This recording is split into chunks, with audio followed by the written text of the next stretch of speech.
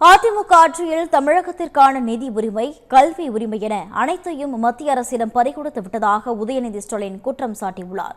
வேலூர் மாவட்டம் அணைக்கட்டு சட்டமன்ற தொகுதியில் போட்டியிடும் திமுக வேட்பாளர் ஏபி நந்தகுமாரை ஆதரித்து உதயநிதி ஸ்டாலின் பரப்புரை மேற்கொண்டார். அப்போது பேசிய அவர் திமுக அரசின் திட்டங்களை பட்டியலிட்டார். மாநிலங்களுக்கான மத்திய அரசின் திட்டங்களில் தமிழ்நாடு என்ற பெயரே கிடையாது என்று கூறிய அவர் அதிமுக போர்வையில் ஒளிந்து வரும் மத்திய பாஜக அரசை தடுக்க வேண்டும் என்று தெரிவித்தார். 50 லட்சம் பேருக்கு வேலை வாய்ப்பு உருவாக்கப்படும் வாக்குறுதி கொடுத்திருக்கிறோம். ஓஏபி முதியோர் உதவித்தொகை இப்போ 1200 ரூபாய் கொடுத்துட்டு இருக்கோம். அதை உயர்த்தி 2000 ரூபாய் கொடுப்போம்னு வாக்குறுதி கொடுத்திருக்கிறோம்.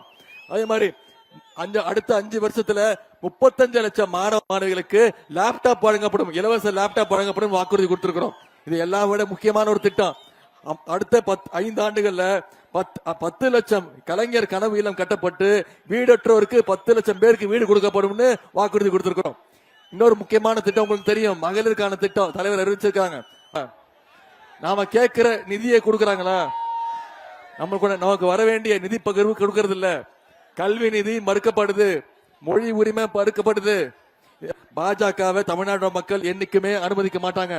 அதனாலதான் இன்னைக்கு அதிமுக போர்வையை போத்துக்கிட்டு எப்படியாவது குறுக்கு வழியில நுழைய பாக்குறாங்க.